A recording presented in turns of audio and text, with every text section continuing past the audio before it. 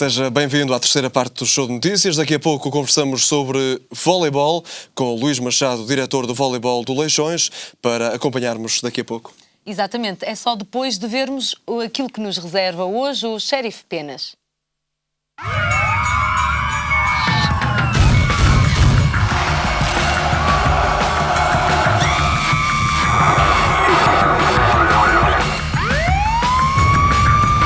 Sheriff Penas falou, está falado. Olá, eu sou o Sheriff Penas. Afogou o filho de 2 anos em Rio de Mouro, Sintra. Mas que caso tão triste. Diga lá você que está aí em sua casa, uma mãe afogar o seu próprio filho de 2 anos. O que é que levará uma mãe a afogar o seu filho de 2 anos? É muito triste. A Sandra Monteiro tinha 24 anos. A Sandra Monteiro era uma mulher perfeitamente normal. Perfeitamente normal. Mas a Sandra Monteiro, nos últimos tempos, dizem agora os amigos, andava com uma mania na cabeça. Queria ser uma autêntica modelo. Queria ser uma autêntica modelo. E então, pensou, uma criança de 2 anos está a masturbar na vida. Imagino o que é que uma mãe pensa, a pensar que a criança de 2 anos estava a ser um estorvo da sua própria vida. Mas como é que alguém pode pensar nesta maneira? Como é que uma mãe pode pensar assim? Mas a Sandra pensava. Dizem uns, ela já andava doente. Dizem outros, ela é uma tola. Mas reparem, a Sandra era inteligente, porque a Sandra não disse que foi ela que afogou a criança no rio, em Rio de Mouro, Sintra. Ela arranjou uma história muito bem articulada. Ela disse, eu fui surpreendida por um grupo de pessoas que estavam encapuçadas. Eles queriam me violar.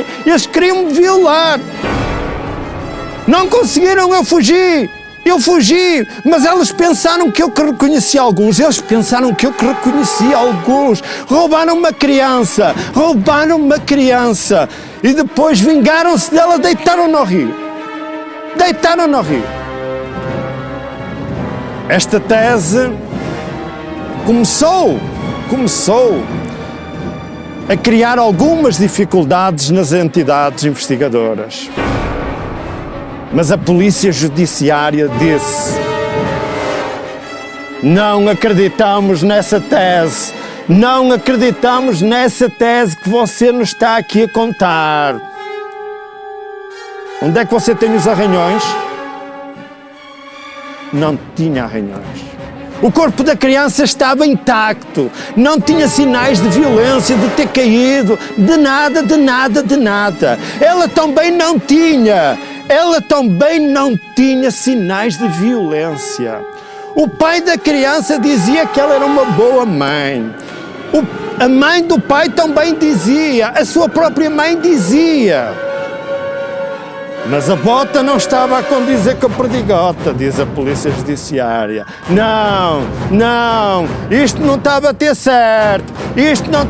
certo. Ela nomeou testemunhas, disse que houve pessoas que viram o grupo de encapuçados. As testemunhas foram chamadas a depor e disseram, nós não vimos ninguém.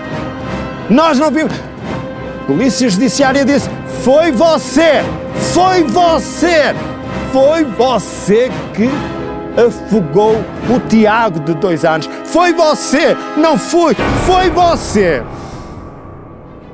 Exames vieram a provar isso.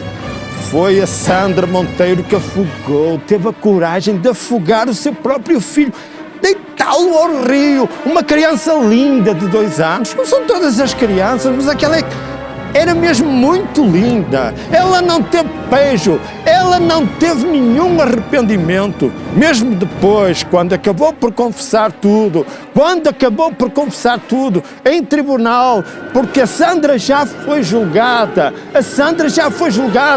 no Tribunal de Sintra. A Sandra, neste momento, já está a cumprir pena de prisão. 18 anos. 18 anos foi a sentença decretada. A Sandra está a cumprir pena de prisão em Sintra. Sandra só tem ainda 24 anos. A Sandra ainda vai a tempo de recuperar. Façamos votos para que ela recupere. Mas conseguir matar uma criança de 2 anos, o seu próprio filho, e não ter nenhum arrependimento, é muito condenável. É mesmo muito condenável. Qualquer uma pessoa fica sensível a isto. Ninguém consegue deixar de ser sensível a um caso destes. Mas, sobre este caso, Xerife Penas falou, está falado. Agora, mais um caso de violação de mulheres, cujo princípio é usar as novas tecnologias. Começa tudo na internet.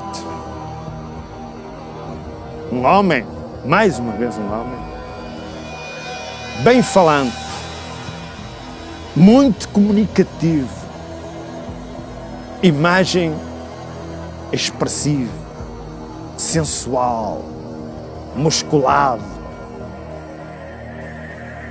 chamava a atenção de qualquer uma mulher. Este homem, através das mensagens, era um homem meigo, muito sedutor,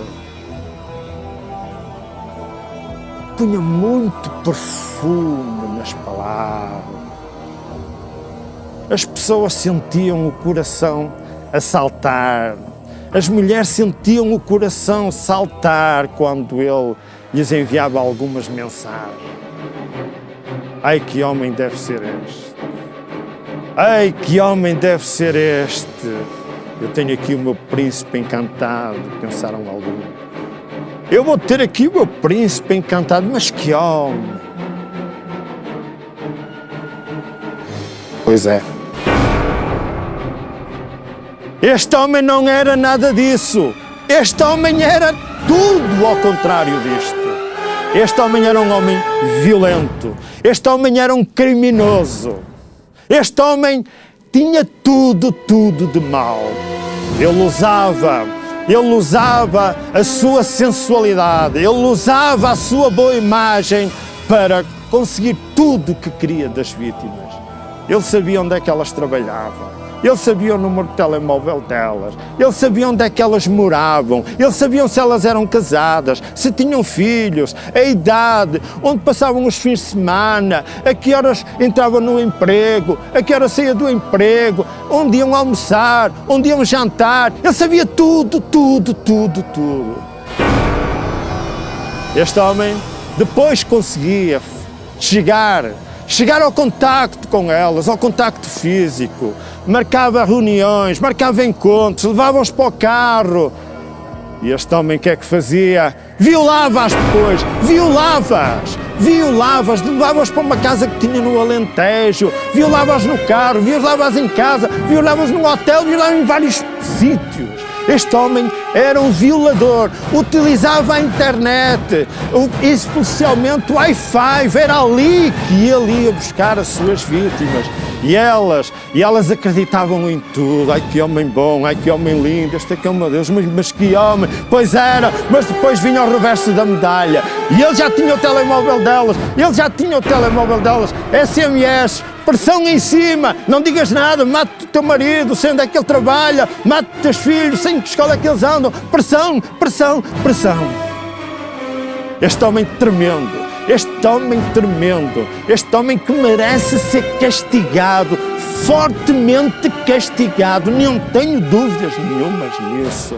Temos que alertar sempre, principalmente os seres que são mais sensíveis a isto, as crianças, as mulheres e até os homens. Já tenho contado aqui casos de homens que são perseguidos, que veem a sua vida invadida por pessoas que a conhecem na internet. Muito, muito, muito cuidado. Este homem pensou que ia ficar impune. Pois é. Mas não ficou. Houve uma mulher que o denunciou. Houve uma mulher que teve coragem. Denunciou. A Polícia Judiciária começou a fazer-lhe marcação. Começou a investigá-lo. E reparem, quando chega à casa dele, o que é que a Polícia Judiciária vê? Um autêntico arsenal. Este homem era traficante de droga, era traficante de armas, ele tinha todas as espécies de armas em casa. Era um autêntico arsenal. Confiscou-lhe o computador, teve acesso àquilo que ele tinha gravado no computador, viu tudo, mensagens, tudo. Este homem vai ser julgado por um tribunal competente. Este homem tem que ser julgado e tem que levar uma sentença. Está já em prisão preventiva. Este homem já está em prisão preventiva. Este António bruto, que não tinha nada de santo, mas que as mulheres pensavam que era. Mulheres, crianças e quem usa as redes sociais, tenham cuidado, porque isso é uma coisa boa, quando bem utilizada. Percebam bem primeiro, vejam bem com quem estão a trocar mensagens, vejam bem. Sobre este caso, o Xerife Penas falou, está falado. Adeus.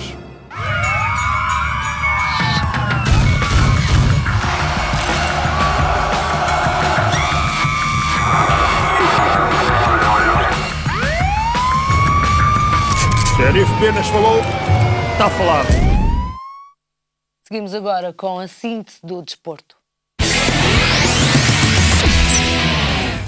Era uma situação que se previa de jornada para jornada. Manuel Cajuda já não é treinador da União de Leiria. O técnico de 60 anos desvinculou-se da formação de Leiria e já foi substituído por José Domingues. O até aqui treinador dos júniores do clube assume a equipa principal e torna-se no quarto técnico a sentar-se no banco leiriense esta temporada, depois de Pedro Caixinha, Vítor Pontes e Manuel Cajuda. A União de Leiria ocupa a última posição da Primeira Liga com 15 pontos, numa altura em que não se sabe ainda se haverá descidas de divisão depois da votação na Assembleia Geral da Liga de Clubes. Tudo depende da Federação Portuguesa de Futebol.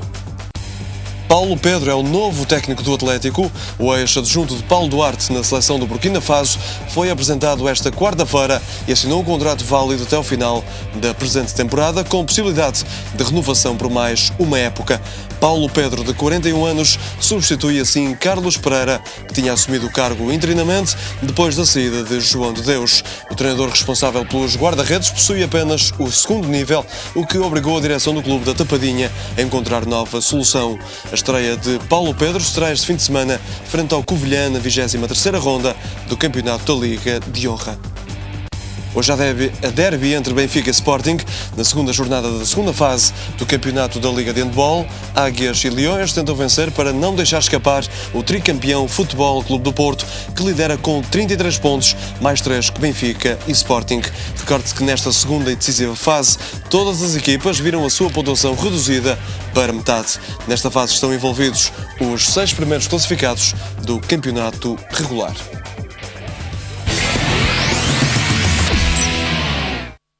Nesta quarta-feira conversamos com Luís Machado, diretor do voleibol do Leixões Sport Clube. Luís, muito boa tarde, obrigado por estar aqui connosco. Vamos falar então do voleibol do Leixões, que este fim de semana venceu o ginásio Vilacondense por 3-1 e também o Marítimo pela mesma margem no campeonato, na série dos últimos do campeonato de voleibol. Está a começar bem esta série dos últimos? Está a começar bem. Não era evidente que nós gostaríamos de estar a disputar neste momento a série dos primeiros. Não foi possível. Por circunstâncias várias. De qualquer maneira, estar na série dos últimos, vamos tentar, obviamente, ter a melhor classificação possível e sermos, obviamente, o primeiro dos últimos. É o nosso objetivo neste momento. Ainda assim, na fase regular, o Leixões terminou em 7º lugar com 32 pontos, os mesmos do Académico de Espinho, que passou para a série dos primeiros, portanto, ali alguns pormenores que fizeram a diferença. Circunstâncias várias, levaram a que isso acontecesse. Obviamente que a Académica de Espinho teve o seu valor, ficou à nossa frente, para todos os efeitos, com o mesmo número de pontos.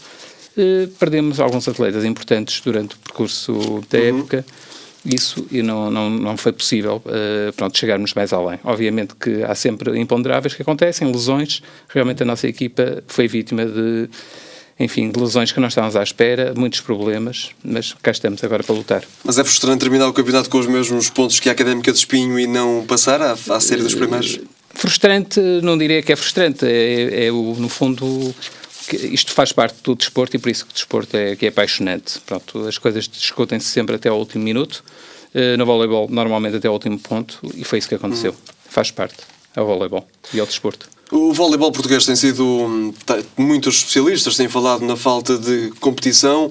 O Benfica está à margem das outras equipas, é muito superior. Acha que seria necessário haver equipas com outro poderio, eventualmente a introdução dos outros dois grandes do desporto nacional, Sporting e Floco Porto, neste campeonato? É evidente que isso seria muito importante para o voleibol e para o crescimento do voleibol e talvez para termos mais adeptos. Evidentemente que hoje em dia essas questões, os clubes também têm as suas dificuldades, têm bastantes dificuldades em sustentar as suas modalidades amadoras e, portanto, não me parece que seja fácil equipas como o Sporting e mesmo o Floco Porto terem equipas de voleibol. Portanto, isto é uma realidade de hoje, não é fácil ter equipas em alto nível e mantê-las. Portanto, e o Benfica é por isso um crónico campeão? É porque normalmente o Benfica tem muita facilidade em arranjar grandes patrocinadores, é uma marca que vende bem. Não diria que é um crónico campeão, diria que é um crónico sim candidato, porque o ano passado o Benfica também, os orçamentos não ganham campeonatos, na verdade, o Benfica realmente tem um orçamento que permite fazer grandes resultados, mas o ano passado, por exemplo, não ganhou. E o Fonte Bastardo, com um orçamento também elevado, não tão elevado, também ganhou. Mas em condições normais, será aquela equipa sim, com certeza, mais bem com certeza que sim, preparada para isso? Com certeza que sim. Diria que nós no Leixões, com o orçamento que temos, fizemos um campeonato brilhante. Diria que um pouquinho mais, se calhar, poderíamos estar a discutir, não diria o título nacional, mas se calhar as duas primeiras posições de campeonato. E não seria preciso muito. Nós sabemos o trabalho que fazemos, acreditamos no trabalho que fazemos e também sabemos que não é preciso grandes orçamentos para obter grandes resultados. Estou a falar pelo Leixões, obviamente. Mas sente na secção do voleibol Leixões que não existem aqueles apoios financeiros desejáveis ou a direção não vos apoia convenientemente? Não. O que se passa no voleibol em geral, é que realmente no desporto em geral também há muitas dificuldades hoje em angariar patrocinadores. Portanto, isso é uma realidade que temos. No Leixões, obviamente, não foge a essa regra. Temos dificuldade, a direção faz o possível e o impossível para nos ajudar, só que o Leixões é um clube que vive grandes dificuldades. Não vamos falar muito nos erros do passado, o que é certo é que é muito complicado para um clube estar a resolver problemas do passado no seu dia-a-dia e estar a preparar o presente. Mas há um plano para o futuro, mesmo não falando nos erros do passado? Obviamente que sim, e esse o nosso futuro começou ontem, e é isso que eu costumo dizer, no voleibol é isso que está a acontecer. O orçamento deste ano, portanto, é talvez de certeza o mais baixo dos últimos 10 anos. Não obstante isso, é com muita dificuldade que estamos neste momento a aguentar a secção. O futuro não vai ser fácil, garantidamente. Importa também falar do voleibol no feminino. As chamadas Marias venceram no último fim de semana na série dos primeiros, com triunfo por 3-0 no terreno do Gueifães. É para continuar esta senda de vitórias? E sim, nós quando começamos a temporada tínhamos um objetivo. O objetivo era ter realmente a melhor classificação possível dos últimos dos últimos 20 anos. Há muito tempo que o Leixões ou não estava, ou, enfim, a lutar pela série dos primeiros. Neste momento posso dizer que as Marias estão de volta e acreditamos que elas podem ir mais longe. Não queremos grandes expressões sobre elas, somos uma equipa 100% portuguesa, a única equipa que está na série dos primeiros que é 100% portuguesa, com atletas muito jovens, uma atleta que ainda é juvenil, faz parte do 6 inicial dessa equipa, uma atleta que é júnior.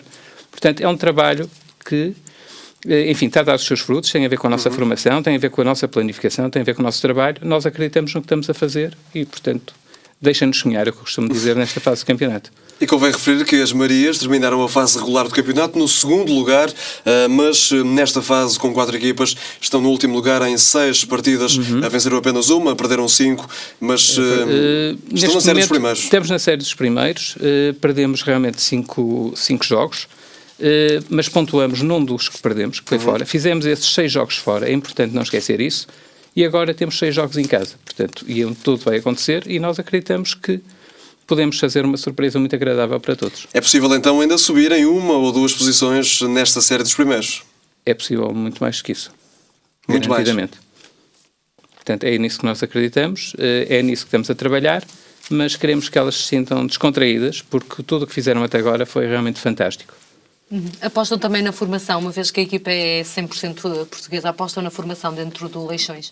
O Leixões é o clube, atrevia-me a dizer que é talvez o maior e o melhor clube português do momento. Não devemos ter vergonha disso, realmente.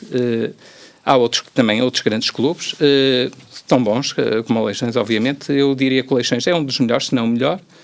De qualquer maneira, apostamos, digo que temos 300 atletas em competição. Acho que poucos clubes se podem orgulhar disso. Temos neste momento 250 atletas da formação, temos 2 equipas de veteranos a competir. Posso dizer que em termos de formação temos 9 equipas, das 9 equipas que estão a competir, 5 estão neste momento no ranqueamento para a fase final e para atingirem os play-offs. E tem equipas em todos os escalões.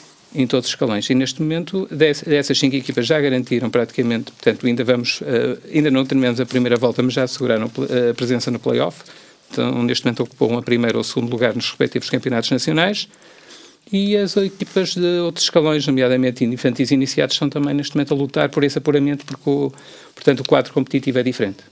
Estamos a falar de voleibol, mas poderíamos estar a falar de futebol, onde Leixões tem grandes tradições também na formação. Sim, obviamente que sim. O Leixões é um clube formador e o futuro do desporto em Portugal passa em todas as modalidades pela formação.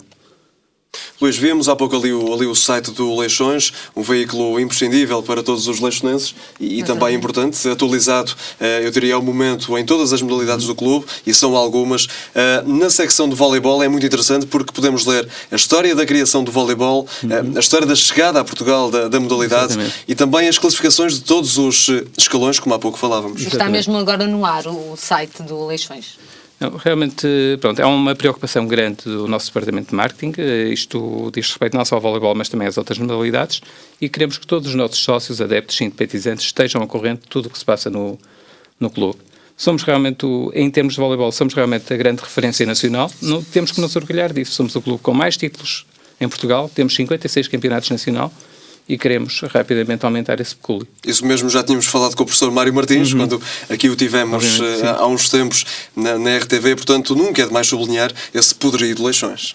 É um orgulho, mas é um orgulho de todos os leixonenses, deve ser um orgulho da cidade de Matosinhos, e à altura de a cidade de Matosinhos voltar-se a olhar para o Leixões, a olhar para o voleibol, não voltar as costas a este grande clube, aos jovens que faltam precisam adeptos? Muito de nós. Não, ou pelo menos apoio faltam os apoios dos adeptos. Os nossos adeptos são fantásticos, mas realmente as forças vivas de Matosinhos não podem voltar as costas ao Leixões, não podem voltar as costas ao voleibol. Têm que nos apoiar, porque esta direção é uma direção muito credível, faz muito por este clube. Obviamente que não vale a pena, estamos aqui a falar dos erros do passado, mas diariamente temos problemas do passado para resolver. E não é fácil estar a resolver o passado com os olhos postos no presente e no futuro. E com o dia-a-dia, não é? A correr normalmente, ou pelo menos a tentar que corra. A tentar que corra. Não é fácil, não é mesmo fácil, mas temos realmente uma equipa fantástica, eu falo por mim no voleibol, de colaboradores, uma equipa fantástica de atletas e uma equipa fantástica de treinadores. Porque provavelmente não é fácil as pessoas estarem a lutar sempre com a mesma vontade, com a mesma alegria, com as dificuldades que são visíveis.